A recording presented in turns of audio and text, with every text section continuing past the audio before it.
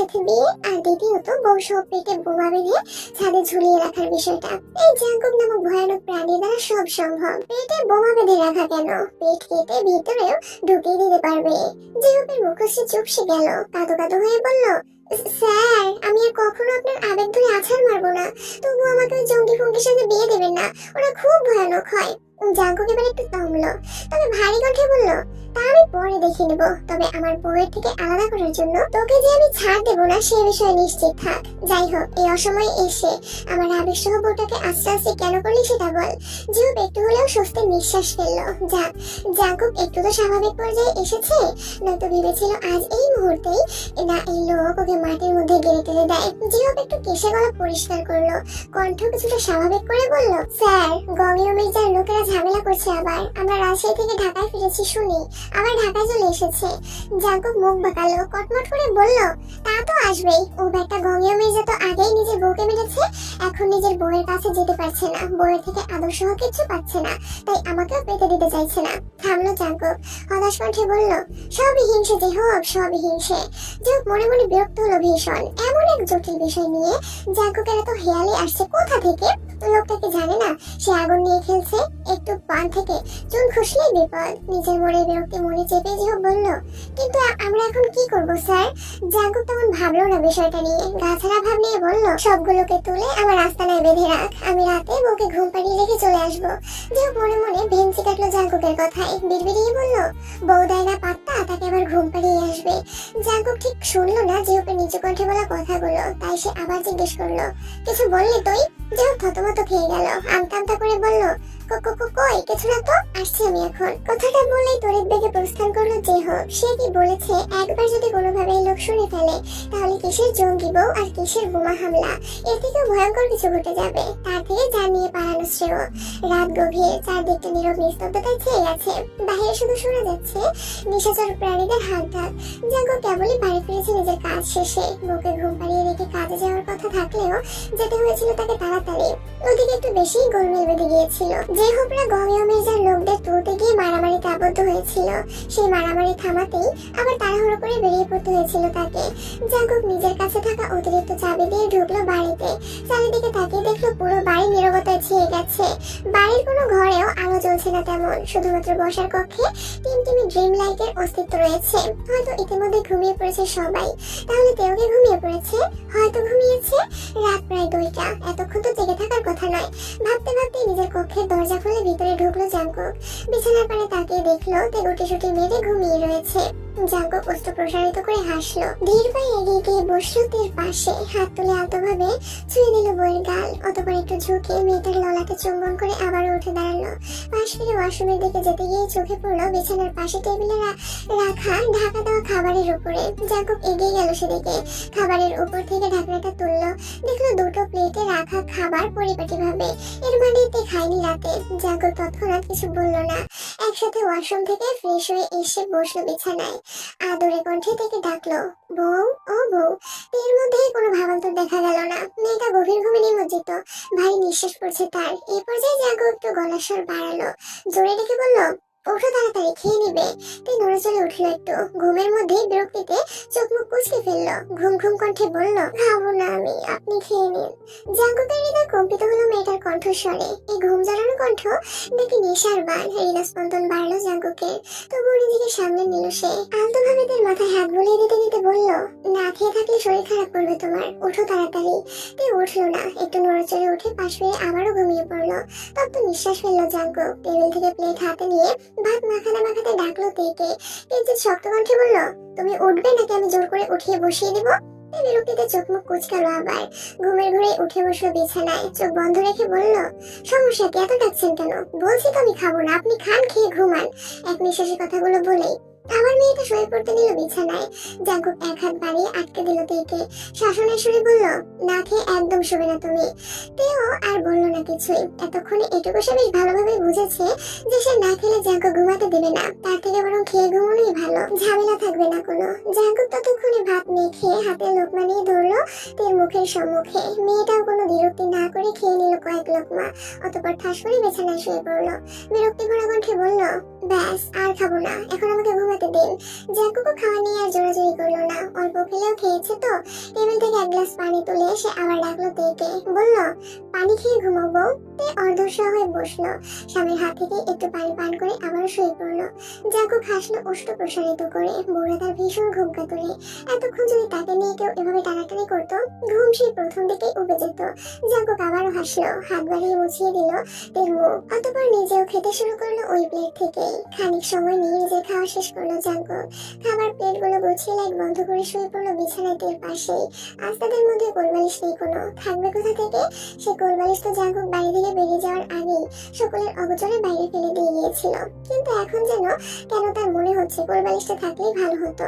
Jungkook ধীরে ধীরে নিয়ন্ত্রণহীন হয়ে পড়ছে, ভিতরে ভিতরে তার পুরুষালী সত্তা নড়ে চড়ে উঠছে একটু একটু করে।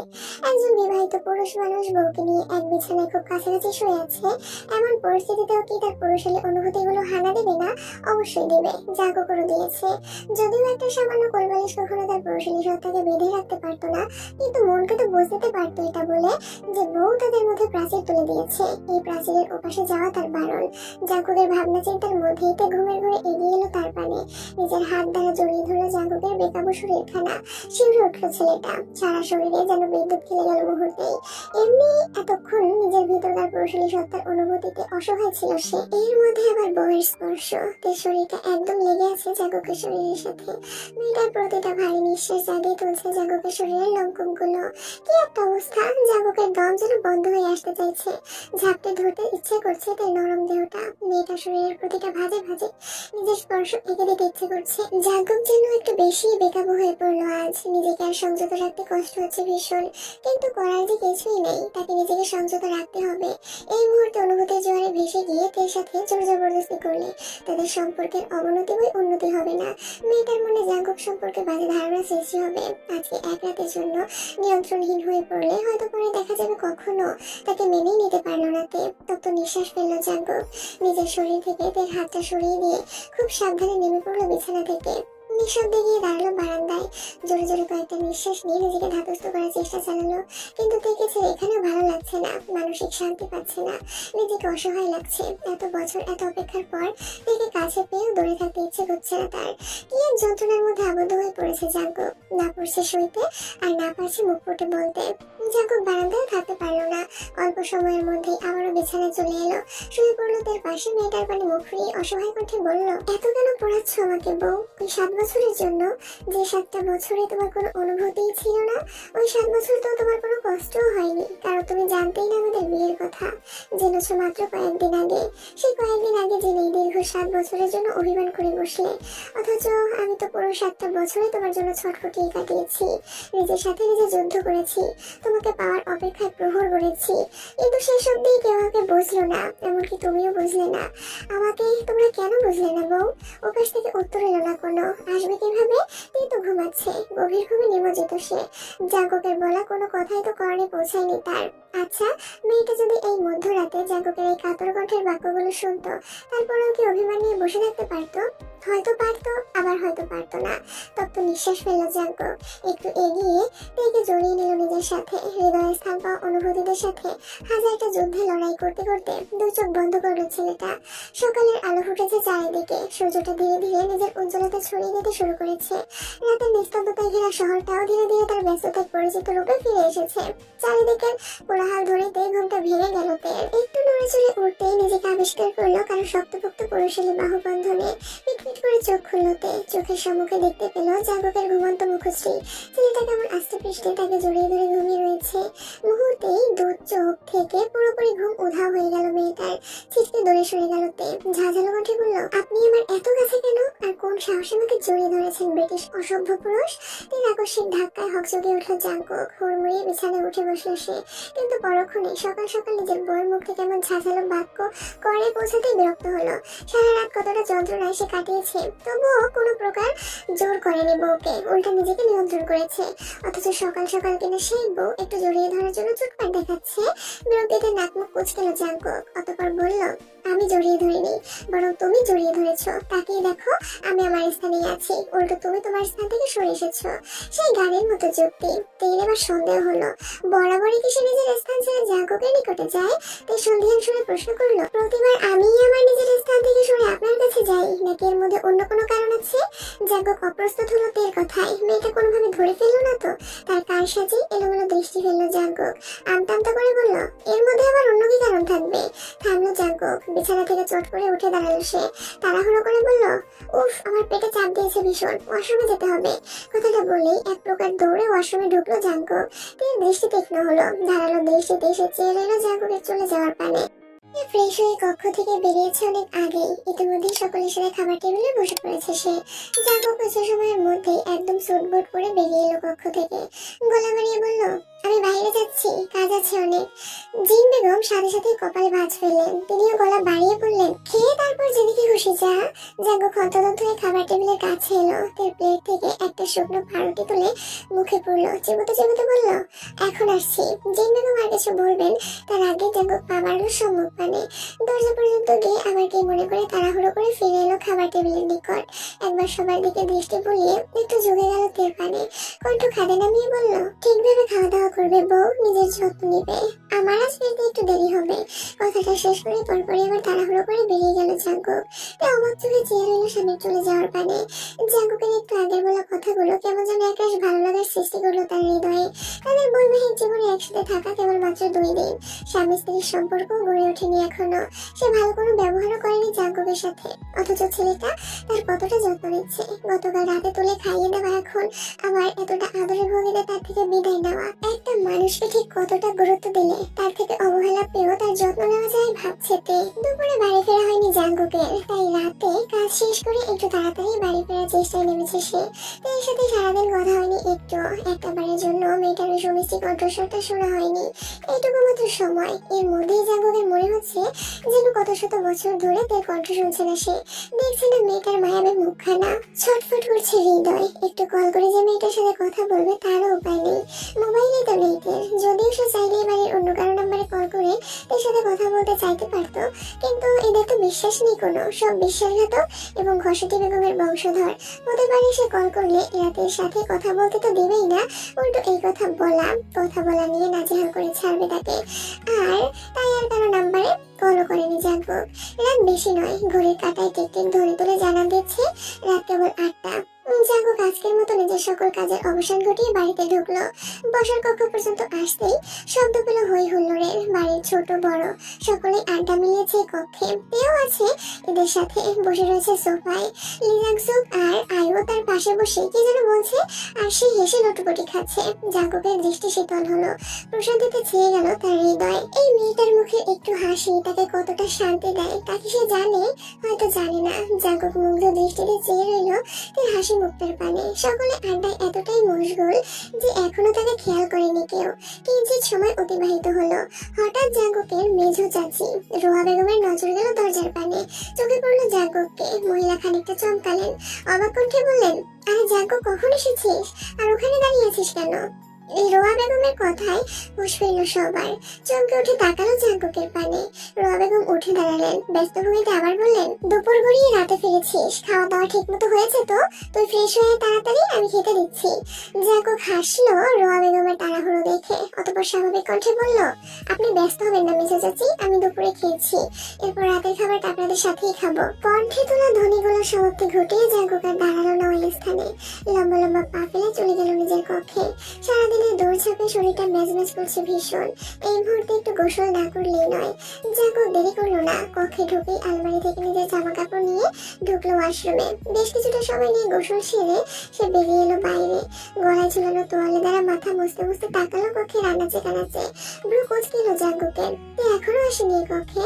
জাঙ্কুক ভেবেছিল তাকে দেখেই তো এখানে আসবে, আর যদি নাও আসতে চায় তবে বাড়ির লোকেরা জোর করে পাঠিয়ে দেবে, কিন্তু তারা তা করেনি। জাঙ্কুক তাতে দাঁত চাপলো, বিড়বিড়িয়ে বলল, বিশ্বাসঘাতকের দল সব। এরা না আমি সেদিন বিয়ের আসর ত্যাগ করার পর আমার বউকে ধরে রাখতে পেরেছে, আর না এখন ঘরে পাঠাচ্ছে।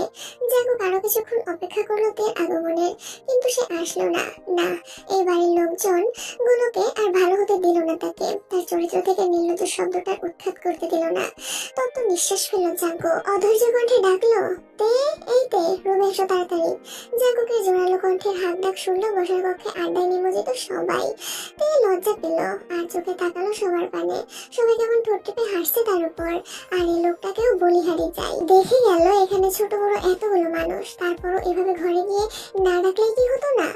আয়ু নিজের কলই দিয়ে গোটা মারলো তের পেটে, আর রসিকতা করে বলল, আমার ভাইকে তো দেখছি ভালোই পাগল করেছো ভাবি, বাড়িতে ফিরেই বউকে চোখে হারাচ্ছে। তাই লজ্জা বাড়লো, লাজে মাথা নুইয়ে ফেললো সাথে সাথেই। রোয়া বেগম দেখলেন মেয়েটাকে, ঠোঁট টিপে হেসে বললেন, এখনো বসে আছো কেন মেয়ে, যাও গিয়ে দেখো তোমার স্বামী তোমাকে ডেকে ডেকে আমাদের কানের পোকা মারছে কেন। তাই এলোমেলো দৃষ্টি ফেললো, এরা কি লজ্জাটাই না দিচ্ছে তাকে, এখানে থাকলে হয়তো আরো লজ্জা দেবে, তার থেকে এখান থেকে চলে যাওয়াই ভালো হতো। মেয়েটা হাসফাস করে উঠে দাঁড়ালো, লজ্জা তো ভঙ্গিতে সম্মুখে পা বাড়াতেই ইয়েজি বেগম একটা গ্লাস হাতে দাঁড়ালেন তের নিকটে। মেয়েটার হাতে গ্লাসটা ধরিয়ে দিয়ে বললেন, এটা নিয়ে যাও, ঠান্ডা শরবত। সারাদিন পর ছেলেটা বাড়িতে ফিরেছে, শরীরটা নিশ্চয়ই ক্লান্ত, এটা খেলে একটু ভালো লাগবে। তাই বিরক্তি করলো না, হালকা করে মাথা ঝাঁকিয়ে শরবতের গ্লাসটা হাতে নিয়ে গেল কক্ষের পানে। কিন্তু কক্ষে ঢুকেই নিজের ভুল বদলালোতে। চোরা গলায় জাঙ্কুকে বলল, এভাবে সারের মতো জ্বালাচ্ছেন কেন, কি হয়েছে? জাঙ্কুক ঠোঁট উল্টালো, বাচ্চাদের মতো বলল, তোমাকে ভীষণ মিস করছিলাম তো, একদম চাতক পাখির ন্যায়। তাই তীক্ষ্ণ দৃষ্টিতে তাকালো জাঙ্কুকের পানে, তবে উত্তর দিলে না কোনো। এই লোকের কথার উত্তর দেওয়া মানে আরেকটা অশুভ মার্কা কথা বলার সুযোগ করে দেওয়া। তাই নিজের হাতে ধরে রাখা শরবতের গ্লাসটা এগিয়ে দিল জাঙ্কুকের পানে। স্বাভাবিক কণ্ঠে বলল, ছোট চাচি ঠান্ডা শরবত পাঠিয়েছেন, খেয়ে নিন তাড়াতাড়ি। জাঙ্কুক হাত বাড়িয়ে তের হাত থেকে নিল শরবতের গ্লাসটা, এক চুমুকে গ্লাস খালি করে রাখলো পাশের টেবিলে। অতঃপর বিছানায় উপর থেকে একটা মোবাইল বক্স হাতে তুলে এনে বাড়িয়ে দিল তের পানে। ঠান্ডা কণ্ঠে বলল, এটা তোমার।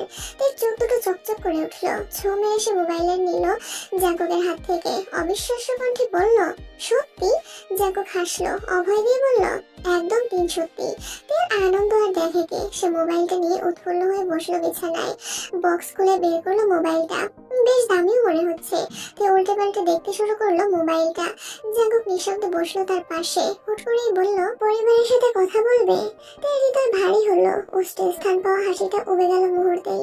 ভীষণ ভাবে মনে পড়লো মা বাবা এবং ভাইদের কথা। তারা কেমন আছে এখন, তারা কি মনে করছে তার কথা? তার ভীষণ ইচ্ছে করলো বাবা মা এবং ভাইদের সাথে কথা বলতে, কিন্তু তার অভিমানীরা তাকে বাধা রেখেছে। কিভাবে পারলো তার পরিবার তার সাথে এত বড় একটা অন্যায় করতে? একটু ভাবলো না তার কথা? তাদের কাছে মেয়ে থেকে বন্ধুত্বের সম্পর্ক রক্ষাটাই কি খুব বেশি হয়ে বড় হয়ে গিয়েছিল? তার চোখ মুখ শক্ত হয়ে উঠলো, শক্ত কণ্ঠে বলল, না, এখন অভিমান করে আছো পরিবারের উপর? আমার কারো উপরে কোনো অভিমান নেই। জাঙ্কুক একটু গা ঘেঁষে বসলো তের, নমনীয় কণ্ঠে বলল, পরিবার যতই ভুল করুক না কেন, তারা তোমার পরিবারকে, তারা তোমাকে লালন পালন করে বড় করেছে। তারা যদি না থাকতো কখনোই তুমি এত সুন্দর একটা জীবন পেতে না। হ্যাঁ মানছি তাদের একটা ভুল হয়েছে, কিন্তু তাই বলে তুমি পরিবারের দিক থেকে মুখ ফিরিয়ে নিবে? জন্ম থেকে এই 17টা বছর তুমি কিন্তু তাদের কাছেই ছিলে। এই 17 বছরে কি তুমি তাদের সাথে কোনো ভুল করনি? অবশ্যই করেছো, কিন্তু তার আগে সেই ভুলের জন্য তোমার দিক থেকে মুখ ফিরিয়ে নিয়েছে? তোমাকে কি পরিবার থেকে বিতাড়িত করেছে?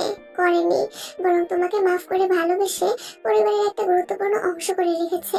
থামলো জাঙ্কুক, আবার বলল, শুনেছি প্রসবকালীন সময় একজন মা শরীরের 20টি হাড় ভাঙার সমান ব্যথা সহ্য করেন, যা পৃথিবীর সবচেয়ে কষ্টকর ব্যথাগুলোর একটি। প্রসব ব্যথার সঙ্গে আর কোনো ব্যথার তুলনা হয় না।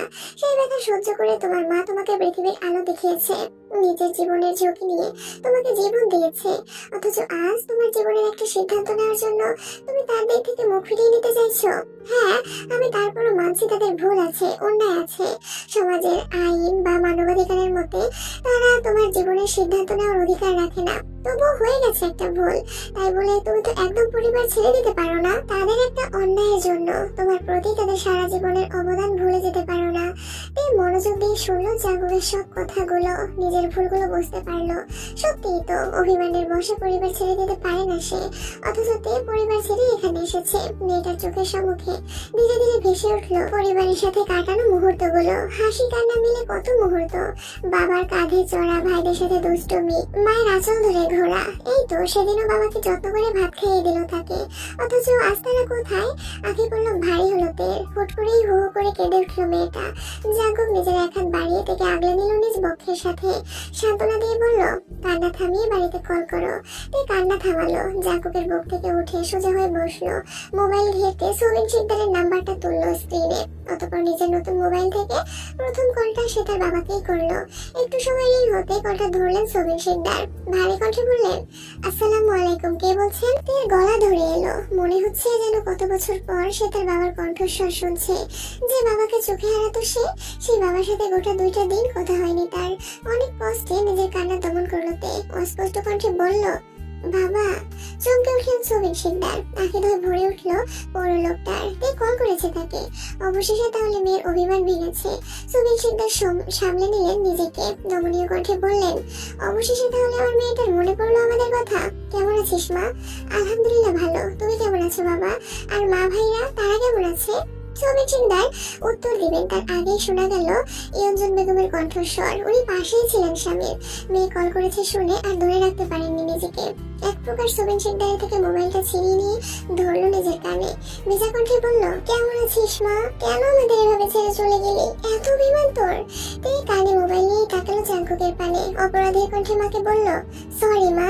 ব্যাস শুরু হয়ে গেল দুই মা মেয়ের কথোপকথন। এখানে আর কোনো স্থান নেই, খুঁটিনাটি পানি খাওয়া থেকে ওয়াশরুম সবকিছুর বর্ণনায় নামলো তারা। জাঙ্কুক হতাশ হলো, কোথায় সারাদিনের কাজ সেরে এসে দুদণ্ড বউয়ের সাথে কথা বলবে, হোক ঝগড়া। তার না, বউ এখন তার শাশুড়ির সাথে কথা বলতে ব্যস্ত। কেন যে এই সময় এসে এসে পরিবারের সাথে কথা বলার কথা তুললো কে জানে। তার কাছে বের হওয়ার আগে বলা যেত কথা বলতে, সেও কাজে থাকতো আর তেও পরিবারের সাথে কথা বলতো। তা না, এখন শুরু করেছে। ওই যে কথায় আছে না, চোর পালালে বুদ্ধি বাড়ে। জাঙ্কুকের এখন বুদ্ধি বেড়েছে, তবে এই বুদ্ধিতে লাভ নেই কোনো। সময় প্রবাহমান, সে বয়ে চলেছে নিজের গতিতে। এরই মধ্যে কেটে গেছে বেশ কয়েকটা দিন, যদিও এই কয়েকদিনে জাঙ্কুক আর তের সম্পর্কের উন্নতি হয়নি তেমন। জাঙ্কুক নিজের কাজের জন্য দিনের বেশিরভাগ সময় বাড়ির বাইরে ছিল, শুধুমাত্র রাতে এসেছে, তাও তের ঘুমানোর পরে। মাঝে মাঝে তে খেয়ে ঘুমালে বিরক্ত করেনি, আর না খেয়ে ঘুমালে তুলে খাইয়ে দিয়েছে। এইটুকুই তাদের সাক্ষাৎ। মোবাইল একটা কিনে দিলেও জাঙ্কুকের সময়ের অভাবে দুজনের কথা হয়ে ওঠেনি তেমন। তবে এই সব কিছুর মধ্যে জাঙ্কুক একটা ভালো কাজ করেছে, তা হলো থেকে রাজশাহী কলেজ থেকে এখানকার কলেজে ট্রান্সফার করিয়ে এনেছে। এখানকার কলেজে ভর্তি করিয়ে দিয়েছে মেয়েটাকে। এই কলেজে ক্লাস করা শুরু করে দিয়েছে ইতিমধ্যেই। এমনি এই বিয়ে মান অভিমানের সময় চলে গিয়েছে অনেকটা, পড়াশোনাতেও অনেক পিছিয়ে পড়েছে। সামনে এইচএসসি, এখনো যদি গাফিলাতি করে তবে পরীক্ষায় ফেল করতে হবে নির্ঘাত। আইও তের কলেজে একই ক্লাসে পড়ে, শুধুমাত্র তাদের বিষয় আলাদা, তাই কলেজে যেতে কিংবা নতুন পরিবেশে মানিয়ে নিতে ততটা অসুবিধা হয়নি তের। ক্লাস করা ব্যতীত দুই ননদ ভাবি সর্বদা একসাথেই সময় কাটিয়েছে। আইও তার পরিচিত অনেকের সাথেই পরিচয় করিয়ে দিয়েছে তের। সবটা মিলিয়ে নতুন পরিবেশেও সে বেশ ভালোই আছে। তবে ইদানিং জাগরুকটা দূরে দূরে থাকছে তের। গভীর রাত ছাড়া তার দেখাই পাওয়া যায় না, সারাক্ষণ শুধু কাজ আর কাজ। এত কি কাজ করে জানা নেই তের। যতদূর জানে সে বাড়ির ব্যবসার কাজেই যুক্ত, কিন্তু ব্যবসার কাজ তো বাড়ির বাবা চাচা ভাইরাও করে। তাদের তো এত চাপ নেই, তারা দুপুরে আসে আবার রাতেও তাড়াতাড়ি আসে। তাহলে জাঙ্কুকের এত কি কাজ? মাঝে মাঝে জাঙ্কুকই না ভীষণ মন খারাপ হয় তের, চাপা অভিমান জন্মায় হৃদয়ে। কিন্তু যখন রাতে না খেয়ে ঘুমিয়ে যায় আর মাঝরাতে এসে জাঙ্কুক তাকে আদরে কণ্ঠে ডেকে তুলে খাইয়ে দেয়, তখন সব অভিমানেরা ঝরে পড়ে। জাঙ্কুকের ক্লান্ত মুখটার পানে তাকিয়ে ভীষণ মায়া লাগে, তখন হৃদয়টা হাহাকার করে। ভীষণভাবে জিজ্ঞেস করতে ইচ্ছে করে, আপনি কি ভীষণ ক্লান্ত? কিন্তু এই প্রশ্নটা আর করতে পারে না তে। নিজের ভিতরকার অস্বস্তি বোধে মনের প্রশ্ন মনেই রয়ে যায়। তবে তে আজ ঘুমায়নি, অপেক্ষা করে রয়েছে জাঙ্কুকের আসার। বিছানায় কতগুলো বই খাতা ছড়িয়ে ছিটিয়ে তার মধ্যখানে ঘুমে ঢুলোমুলো হয়ে বসে রয়েছে, অথচ জাঙ্কুকের আসার কোনো খবর নেই। তে ঘাড় বাঁকিয়ে দেয়ালে টানানো ঘড়িটার পানে তাকালো একবার। ঘড়ির কাঁটায় টিক টিক ধ্বনি তুলে জানান দিচ্ছে এখন রাত 12টা। তে অস্থির হলো, বিছানায় ফেলে রাখা মোবাইলটা হাতে তুলে নিল। একবার ভাবলো কল করবে জাঙ্কুককে, কিন্তু পরক্ষণেই আবার সিদ্ধান্ত বদলালো। ছেলেটা হয়তো নিজের কাজে ব্যস্ত বেশ, নয়তো ঠিক বাসায় চলে আসতো। এই কয়দিনে এইটুকু তো সে জাঙ্কুককে চিনেছেই। এই অস্থির হৃদয় নিয়ে বই খাতা ছড়ানো ছিটানো অবস্থায় বিছানায় শুয়ে পড়লো। হতাশ ভঙ্গিতে তাকালো ইট পাথরে গড়া ছাদটার দিকে। ঠিক তখনই খট করে খুলে গেল কক্ষের দরজাটা। চমকালো, হুড়মুড়িয়ে উঠে বসলো বিছানায়। দরজার পানে তাকিয়েই দেখা মিলল জাঙ্কুকের। এর ওষ্ঠে হাসি ফুটে উঠলো। বিছানা থেকে তড়িঘড়ি করে নামতে নামতে সে বলল, চলে এসেছেন আপনি? জাঙ্কুক তাকালো তের পানে। মেয়েটাকে এত রাত পর্যন্ত জেগে থাকতে দেখে অবাক হলো সে। এতদিনে এত রাত পর্যন্ত তো এই মেয়েকে সে জেগে থাকতে দেখেনি কখনো। জাঙ্কুক ভ্রু কুঁচকালো। বিছানার পানে এগিয়ে যেতে যেতে বলল, আজ ঘুমাওনি এখনো? এত রাত অব্দি বসে আছো কেন? তে অপ্রস্তুত হলো। আপনার জন্য অপেক্ষা করছিলাম কথাটা বলতে গিয়েও আটকে গেল। কেমন একটা অস্বস্তি অস্বস্তি লাগছে তার। এলোমেলো দৃষ্টি ফেলতে সত্যিটা চেপে গিয়ে বলল, ঘুম আসছিল না তাই। জাঙ্কুক আর ঘাটলো না তেকে। বাইরের পোশাক শরীরে জড়ানো অবস্থাতেই শটান হয়ে শুয়ে পড়লো বিছানায়। তে ভরকে গেল প্রথমে, তবে পরপরই জ্বলে উঠলো আবার। বাইরের ঘাড় মাত্র ধুলোবালিময় পোশাক পরে এইভাবে তার পরিষ্কার পরিচ্ছন্ন বিছানায় লোকটা শুয়ে পড়লো। তে তীক্ষ্ণ দৃষ্টিতে তাকালো জাঙ্কুকের পানে। ঝাঁঝালো কণ্ঠে বলল, এ কি, আপনি বাহিরের বাসি পোশাকে শুয়ে পড়লেন কেন? উঠুন, ফ্রেশ হয়ে আসুন তাড়াতাড়ি। জাঙ্কুক উঠলো না, নাক মুখ কুচকে বলল, অনেক ধকল গেছে আজ আমার উপর থেকে, একটু বিশ্রাম নিতে তো দাও। তে শুনলো না জাঙ্কুকের কোনো কথা। ছেলেটার এক হাত টেনে বসিয়ে দিল বিছানায়। চড়া গলায় বলল, আগে ফ্রেশ হয়ে আসুন, তারপর বিশ্রাম নেবেন। যান। জাঙ্কুক বিরক্ত হলো ভীষণ। শরীরটা মেজমেজ করছে। একটু শুয়ে বিশ্রাম নিবে তা না। এই মেয়েটা জেগে কেন আছে কে জানে। জেগে না থাকলে সে একটু বিশ্রাম নিতে পারতো। জাঙ্কুক একরাশ বিরক্তি নিয়ে উঠে দাঁড়ালো বিছানা থেকে। নাক মুখ কুচকে বাড়ির পোশাক নিয়ে ঢুকলো ওয়াশরুমে ফ্রেশ হতে। বেশ অনেকটা সময় নিয়ে গোসল সেরে জাঙ্কুক বেরিয়ে এলো বাইরে। সম্মুখে তাকেই অবাক হলো সে। তে বিছানা থেকে বই খাতা গুছিয়ে খাবারের প্লেট নিয়ে বসে আছে সেখানে। এ দৃশ্য বিশ্বাস করতে যেন কষ্ট হলো জাঙ্কুকের। সে ভুল দেখছে না তো, যে মেয়ে তাকে পাত্তা দেয় না, ভালোভাবে একটু কথা বলে না, সবসময় চড়া মেজাজে বসে থাকে, সে কিনা আজ তার জন্য খাবার নিয়ে বসে আছে। আশ্চর্য। জাঙ্কুক চোখ বন্ধ করে আবার খুললো। না, ভুল দেখছে না সে, সত্যি এতে খাবার নিয়ে বসে আছে তার জন্য। জাঙ্কুক এগিয়ে গেল বিছানার পানে। অবিশ্বাস্য কণ্ঠে বলল, তুমি আমার জন্য খাবার এনেছো? তে অপ্রস্তুত হলো আবারও। আমতা আমতা করে বলল, তা তো প্রতিদিনই আনি, শুধুমাত্র প্রতিদিন ঘুমিয়ে থাকি আর আজ জেগে আছি, এইটুকুই পার্থক্য। জাঙ্কুকের কথা বাড়ালো না। তার বউ যে তার জন্য খাবার নিয়ে এসেছে তাই তো অনেক। তারপর আবার বেশি কিছু বলতে গেলে দেখা যাবে এইটুকু যত্ন কপালে জুটবে না। জাঙ্কুক বসে পড়লো বিছানায়। খাবার প্লেট হাতে নিয়ে বলল, পাশে বসো, খাইয়ে দিচ্ছি তোমাকে। তে খাইনি। জাঙ্কুকের জন্যই বসেছিল এতক্ষণ। এই কয়দিন জাঙ্কুকের হাতে খেতে খেতে তার হাতে খাওয়াটা কেমন যেন একটা বদ অভ্যাসে পরিণত হয়ে গেছে তের। কিন্তু এই মুহূর্তে এসে ভিতরে ভিতরে একটা অস্বস্তি বোধ হচ্ছে ভীষণ ভাবে। এই কয়দিন তো জাঙ্কুক তাকে ঘুমের মধ্যে খাইয়ে দিয়েছে, তাই তেমন কোনো অনুভূতির উপস্থিতি টের পায়নি হৃদয়ে। কিন্তু আজ তো জেগে আছে, কেমন একটা লাগছে ভিতরে ভিতরে। একটু লজ্জা, একটু অস্বস্তি বোধ, একটু ভালো লাগা, সব মিলিয়ে মিশ্র এক অনুভূতির আভাস পাচ্ছে সে নিজের হৃদয়ে। তে চোখ ঘুরিয়ে এদিক ওদিক তাকালো। কণ্ঠ স্বাভাবিক রাখার চেষ্টা চালিয়ে বলল, আমি খেয়েছি, আপনি খেয়ে নিন এখন। জাঙ্কুক শীতল দৃষ্টিতে তাকালো তের পানে। ঠান্ডা কণ্ঠে বলল, তোমার মুখ দেখেই তোমার পেটের খবর আমার কাছে চলে আসে, পাশে বসেও খাইয়ে দিচ্ছি। তে অবাক হলো। আনমনেই মুখে হাত চলে গেল মেয়েটার। তার মুখে কি লেখা আছে যে সে খায়নি, অপেক্ষা করে বসে রয়েছে? আয়নায় দেখতে হচ্ছে তো বিষয়টা। এর ভাবনার মধ্যে জাঙ্কুক মৃদু কণ্ঠে ধমকে উঠলো তাকে। ভারী স্বরে বলল, কি হলো, বসো। তে আর বিরক্তি করলো না। এত রাত পর্যন্ত বসে থাকতে থাকতে পেটে ক্ষুধায় লাল বাতি জ্বলতে শুরু করেছে। এই লাল বাতির যন্ত্রণা থেকে অস্বস্তি বোধ উপেক্ষা করে খেয়ে নেওয়া ভালো। সে বসে পড়লো জাঙ্কুকের পাশে। জাঙ্কুক সময় নিল না। মেয়েটা বসতেই ছোট ছোট লোকমা করে তুলে দিতে শুরু করলো তার মুখে, আর সাথে সাথে নিজেও খেতে শুরু করলো তৃপ্ত নিয়ে। বেশ কিছুটা সময় নিয়ে দুজনেই খাওয়া শেষ করলো। অতঃপর দুই দিকে দুজন মুখ ঘুরিয়ে শুয়ে পড়লো বিছানায়। কিন্তু আজ কেন যেন তে অন্যদিকে মুখ ঘুরিয়ে শুয়ে থাকতে পারলো না। অল্প সময়ের ব্যবধানে সে ঘুরে গিয়ে তাকালো জাঙ্কুকের পানে। মায়া হলো ভীষণ। লোকটা নিশ্চয়ই খুব ক্লান্ত। তখন কেমন এসেই শুয়ে পড়লো। এতদিন করতে চাওয়া প্রশ্নটা আর নিজের ভিতরে চেপে রাখতে পারলো না তে। হুট করে বলে ফেললো, আপনার কি খুব বেশি ক্লান্ত লাগছে? জাঙ্কুক অন্যদিকে মুখ করে জবাব দিল, ঠিক ক্লান্ত না, তবে সারাদিনের কাজকর্মে হাঁপিয়ে উঠেছে ভীষণ, মাথাটাও ধরেছে। তে বিছানায় উঠে বসলো। ইতস্ত করে বলল, আপনার মাথাটা টিপে দেবো আমি, দেখবেন আর মাথা ব্যথা থাকবে না। জাঙ্কুক অবাক হলো। তড়িৎ গতিতে সে তাকালো তের পানে। আজ কি হয়েছে মেয়েটার, এতটা খেয়াল রাখছে তার? তবে কি তে সব মেনে নিতে শুরু করেছে? ভেঙে গেছে কি তার অভিমান?